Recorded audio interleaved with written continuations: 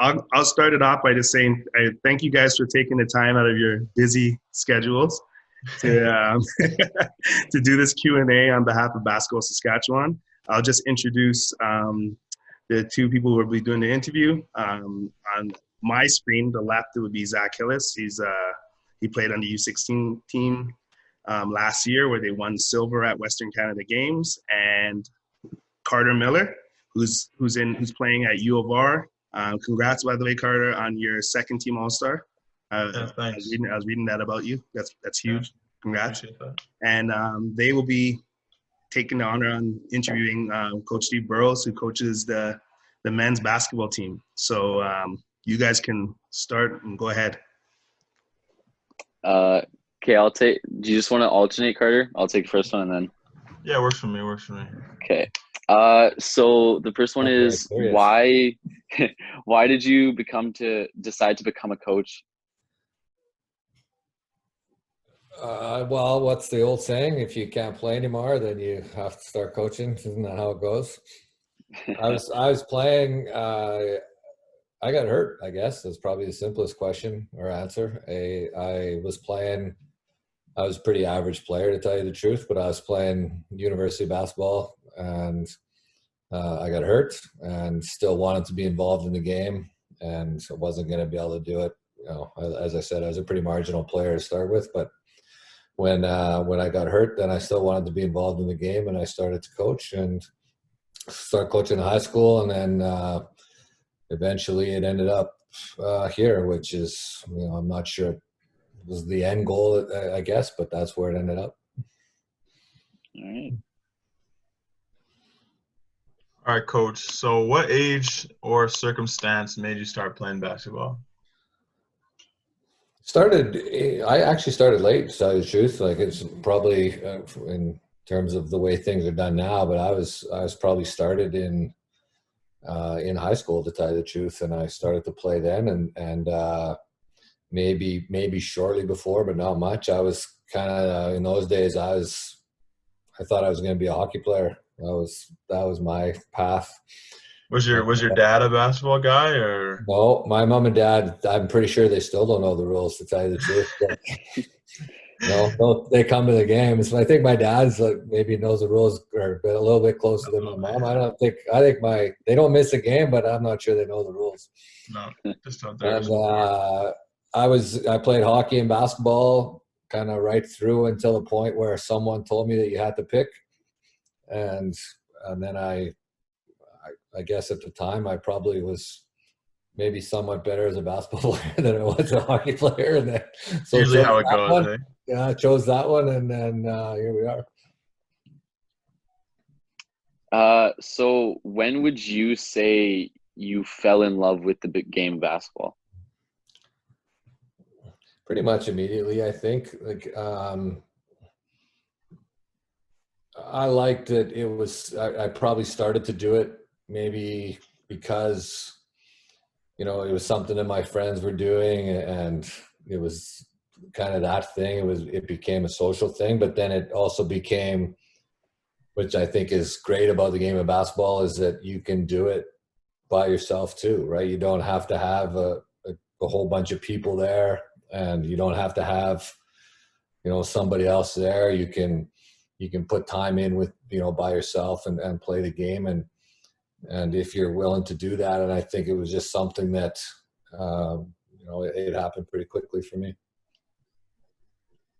So if you weren't a basketball coach, what would you be doing? I know you were a school counselor while you were assistant coach. Yeah. Like, that would probably be it for sure. I'd still be back in. I was a teacher and a counselor. It was probably the NAV. I was in the NAV route right there, actually, to tell you the truth. And you know, I liked what I was doing, to tell you the truth, and I enjoyed that time there. And it wasn't that you know, something. You know, I've enjoyed this, and I like where I am now, but. I missed that time in the schools, and I miss the people in the schools. I miss the people that I worked with, but that's probably what I'd be doing. Yeah.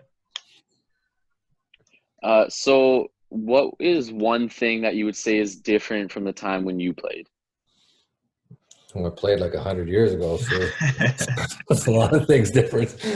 I don't know. I'm not sure. I know that there's some theories out there about, you know, the people are different, you know, like this generation, I think, is the way that they refer to it all the time, of this generation of athlete is different than before. I don't know if I'm a big believer in that. I think there's some, you know, there's some differences. Obviously, in the game itself, the 3-point line has changed the game. Like that's without question. I think that, back to the basket play and that sort of stuff. But the 3-point line, analytics, 3-point line, that, all that sort of stuff.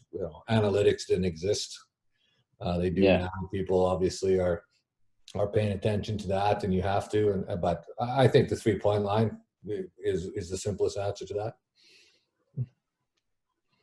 So, how have players changed when you first started coaching?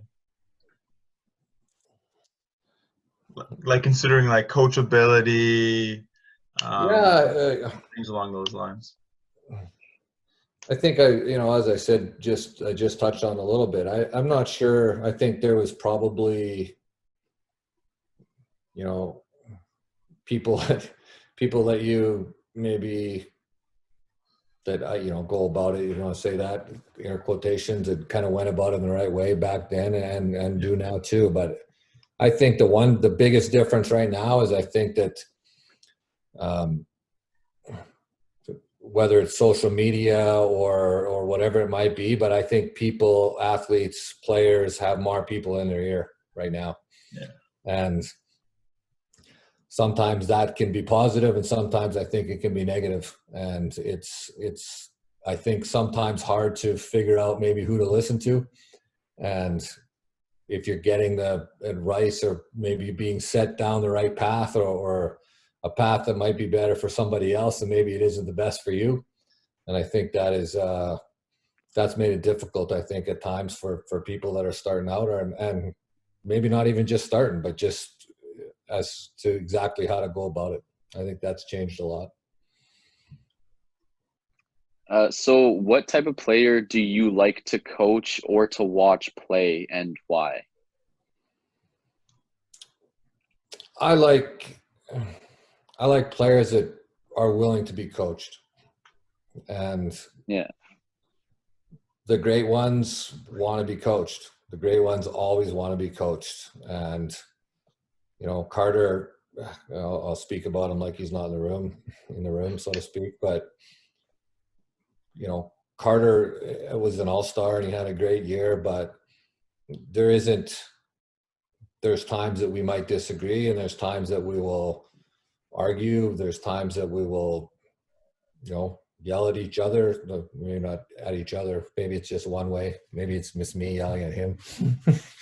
But Carter wants to be coached, and he wants to get better. He wants to kind of he wants to continue to improve, and he continue to do anything that he can to move himself forward. And those type of players, if you're willing to put the work in, and you're willing to be coached, and you're willing to accept criticism, and you're willing to do all those sorts of things, then you're going to be a good teammate, and you're going to be someone that I think anybody would want to coach.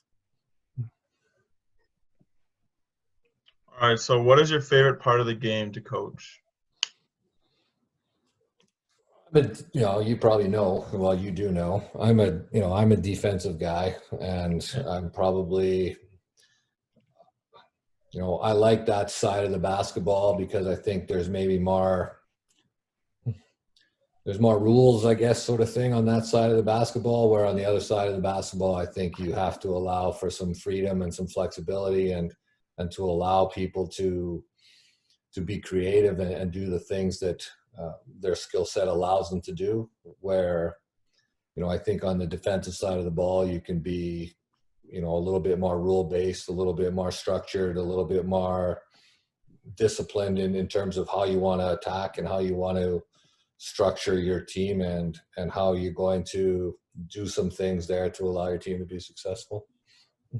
And in my opinion, it's also something that separates a good team from a great team. And I know we talk about that a lot, so I can see why that would be a nice piece to coach up on. Yeah, no, I agree. I think it's obviously,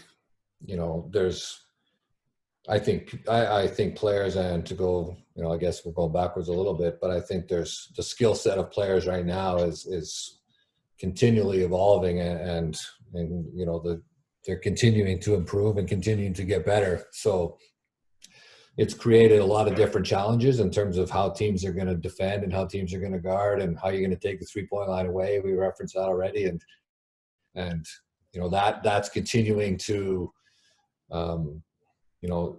yes, it looks a little bit different, but yes, at the same time, it's that part of the game I really like, the chess game, so to speak, in that. So on building on the defense, what do you like to coach most about it? Like coaching specifically against players or strategy overall? I think a little bit of both. I think to get,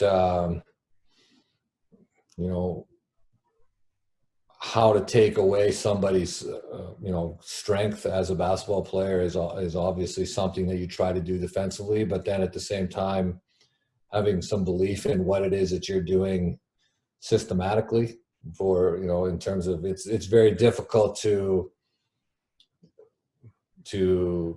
lay out something defensively where you're going to change for, when I'm playing against you, and then I'm going to play against Carter, and I'm going to play against Nav, and I'm going to play against player X and player Y and player Z, and to change what you're going to do, right, on every single individual, that's difficult. Obviously, you're going to game plan, and you're going to scout, and you're going to talk pick and roll, and you're going to talk about how you want to defend, all that sort of stuff. But at the same time, it's how,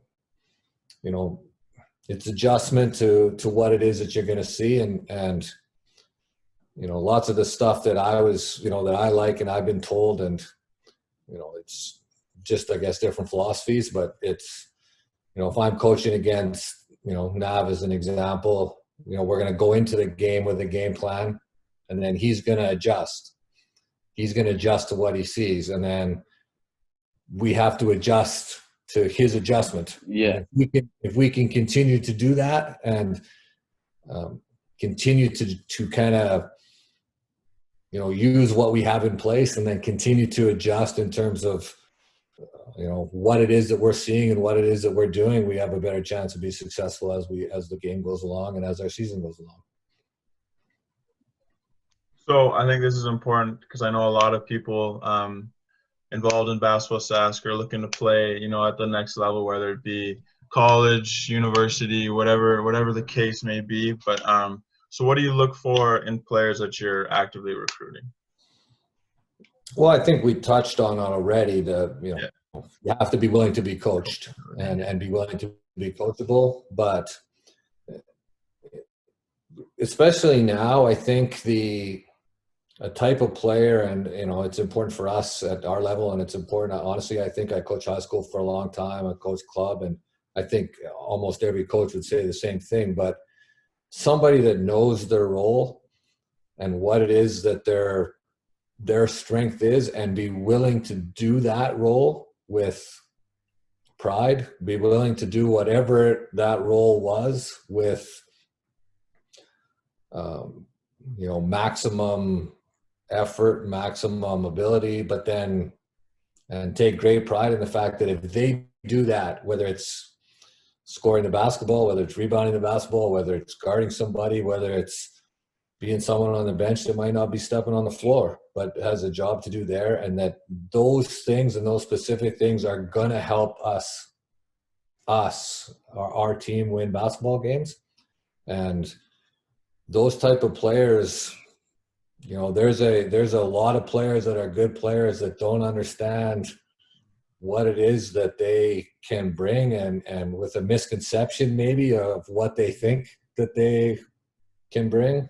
And that misunderstanding can cause a lot of problems, and it's going to probably cost you wins and losses, right, over the Not course everybody of time. buys in. If you recruit somebody who's not willing to buy in, then it leads to some. Correct. And then, I think somebody that, you and I have had conversations in the past, Carter, about different guys about, pretty clearly what it is that you need to do to help our team win basketball games, right? If, I said to you going into the week, like, okay, I want you to guard the best player on the other team and stop that guy from scoring the basketball, you're going to look at me and go, well, what, coach, what are you talking about? Look, that's not my job. I don't do that, right? And you have a job to do, and we expect you to do that job, and then we expect other people to do their jobs. And you have to be willing to find out, first of all, and be willing to accept what it is that you think that you do well. And then, can that continually evolve and look different? For sure it can. And, hopefully it does. And you're a good example of that. We're just joking about defensively. Well, you've come miles from where you were and where you are now, completely different. So, it's going to continually evolve, but I think in order for someone and our team to be successful, we have to have a group of guys that understand what it is that they're supposed to be doing. So what is some advice you would give to the young players in Saskatchewan right now?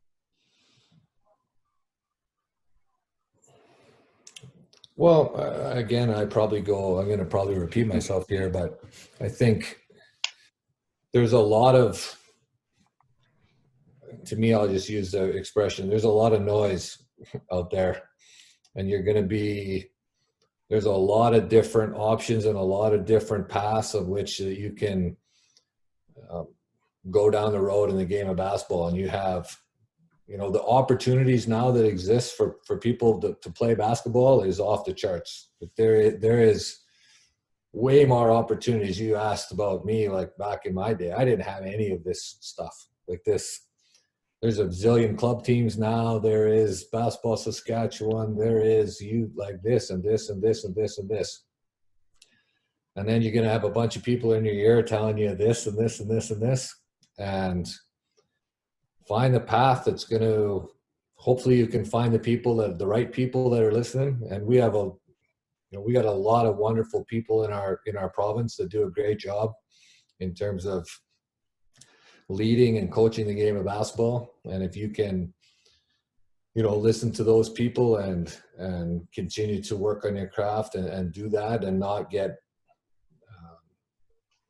maybe blinded in some aspects or listening to some nonsense, so to speak, to get you off that path. And but it's tough now. It is, there's a lot of stuff out there and a lot of associations, let's say, it makes it difficult. It does.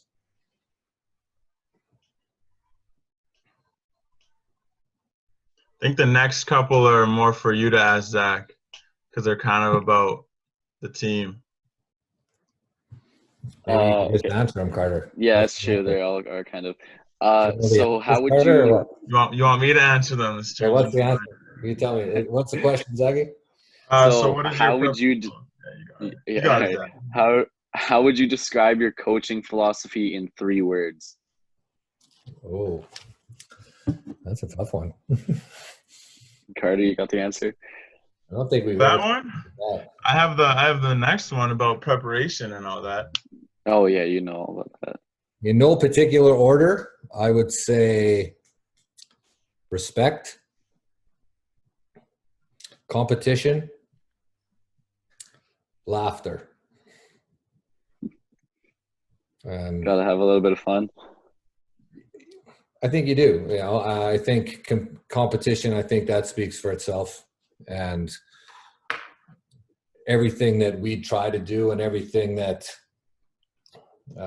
whether you're competing against yourself, whether you're competing against somebody else, there is always a element of competition in everything in terms of chasing greatness. There has to be some element of competition involved in it. Respect, it's we speak about respect a lot. We speak about treating each other the right way and treating each other with respect, and with that obviously involved with respect is trust. And I can't, if I want to challenge Carter and continue to kind of push him, and there has to be an element of respect there, and there has to be an element of trust there, where he knows, and that, I might scream at him, but we both know where we're coming from there. We both know where that is. And there's an underlying layer of respect and trust there that will allow us to do that. And if that's not there, then you're going to have a problem, because there's no way of communicating in adverse situations without a layer of trust and a layer of respect.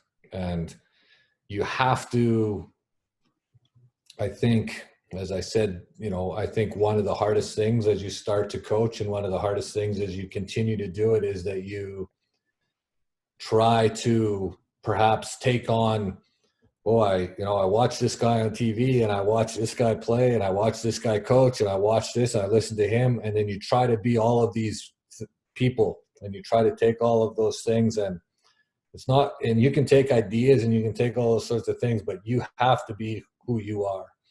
You have to be genuine, and you have to be authentic to who you are. And if you're not, like, if I came into practice and I started just doing something and I was not me, guys are smart. You guys are smart basketball players. Carter and everybody else would look and go, what is his deal? What they just see through that nonsense so fast. And you can't build respect like that. You can't build trust like that. And without it, I think you're going to have a problem. So I would say those would be the three. And, laughter, it speaks for itself. We spend more time together than a lot of families do, except now, of course, now that's changed. Yeah. Now we're on the other side of that. But, in the normal world, we're together every day. We see each other every single day. And, we got to be able to obviously have some fun together, but then I think you obviously have to be able to laugh at each other and then laugh at yourself, and be able to deal with some of the pressure and the situations like that are going to come up together. All right. And then, so what does your prep look like in the week before you build up to a game? And then kind of what are the roles of the coaches and the roles of the players? Well, we start, obviously our week is a Monday to Friday thing. So, we play Friday and Saturday nights all the time.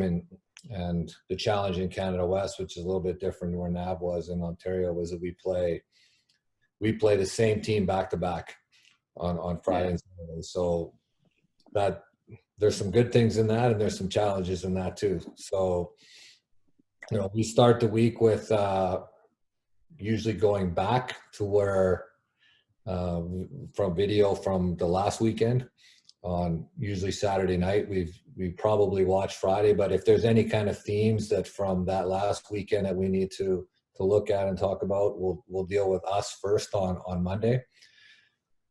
This from a player perspective. And then also on Monday, they would get clips of let's say Carter, we're playing against Saskatchewan. Carter's going to get some clips of who he might be guarding, some things like that. It might be a pick and roll situation of things that they look to do. Might be baseline out of bounds, sideline out of bounds, some stuff that he can start to look at, and he can do that, over the course of the whole week. But he's going to get some clips personalized just for him that he can look at in terms of of things that he has to do. And so that's what the coaches do for the players to. So they'll all get that early in the week, which allows them that whole week to kind of do that. And then Tuesday we'll start rolling out stuff on the court in terms of if it's a certain, maybe we're doubling the post this week, or maybe we're, maybe we're blitzing or really high showing hard on some pick and roll or a high pick and roll or something. And maybe we're, just looking at some coverages and talking about some different things like that on the court. Probably by Wednesday, then we're looking at video of exactly what that looks like in terms of, where you can reference back. Well, we've done this on the court now, but you can see it. Right. So if it's a high pick and roll, okay, so you got to look at it now. Let's have a look. Thursday, they'll get a paper copy of the scout, which they can look at. And then with the idea of, you always want to try and, I guess, kind of tap into, everybody learns differently. Everyone likes to see it differently. Some people, you can give them a written scout, it's useless. It's absolutely useless. Like, they'll look at it, it's just absolutely nothing. Other people, if they don't have the written copy like right in front of them, then they're lost. Other people, hey, you can show me the video, you can give me the paper copy, means nothing. Right? What did it? You got to see it on the court. I actually got to do it. I got to look. I got to walk through. This is what you want me to do? Then I'll do that. So that's kind of the players as we kind of roll through there. Coaches wise, we a lot of breakdown in terms of tape, a lot of breakdown in terms of common opponents. Maybe if we've, a lot of kind of every coach kind of has some people that they talk to during the course of the week a little bit in terms of, if Nav's coaching in Brandon as an example and Brandon just played them, then, if you have a relationship with those people, then you might be spending some time talking about what you thought maybe worked or didn't work. And then, we try to go back, probably 3-4 weeks maybe in terms of games that they just played. If we've played them before in some aspect, then we'll look at us against them, no matter when that was. But it's pretty detailed. It's pretty I guess routine, so to speak, in terms of the Monday to Friday thing. And then we'll play Friday night, Saturday morning. Friday night, we'll break it down. Coaches wise, we'll break it down till pretty late. And then Saturday morning, we'll meet before shoot. We'll watch video, talk about any changes that we want to make or things that were good or things that we think we need to do a little bit differently the next night. And then go out onto the court, talk about the same things, and then play Saturday night. Right.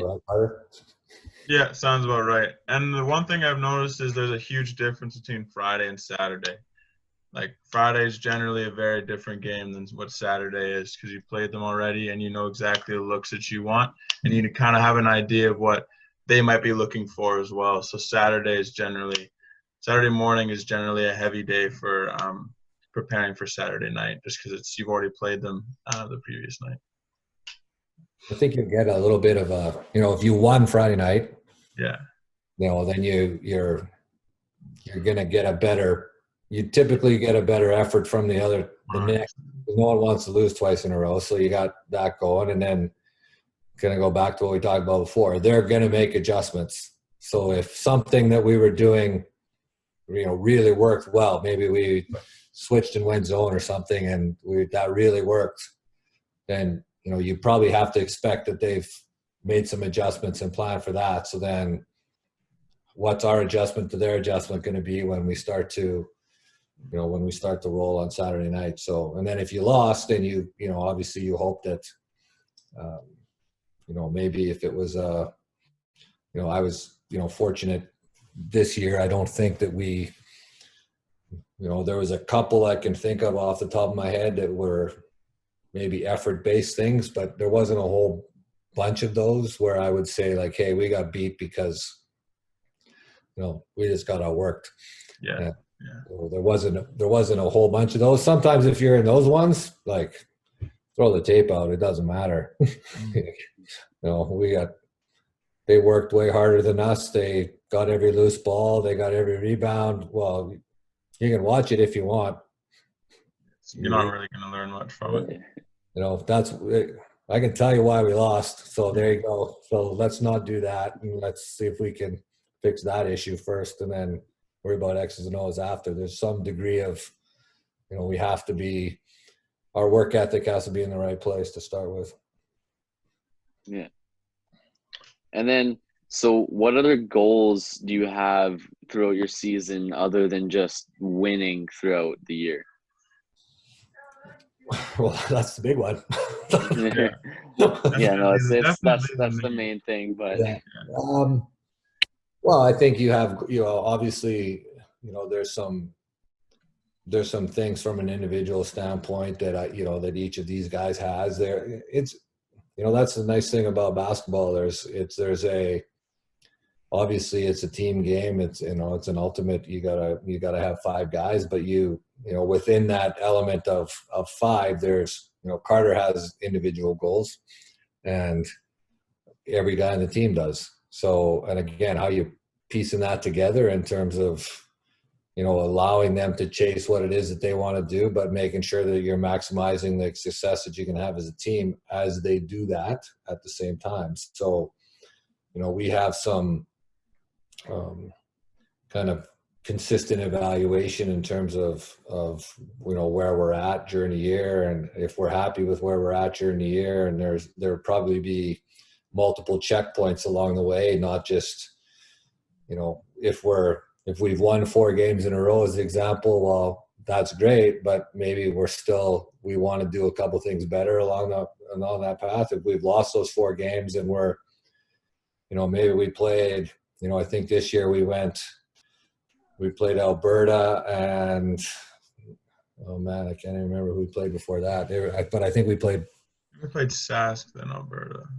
Sask and Alberta. So we played, the number, I think maybe Sask was 6 in the country or something at that time, and Alberta 4.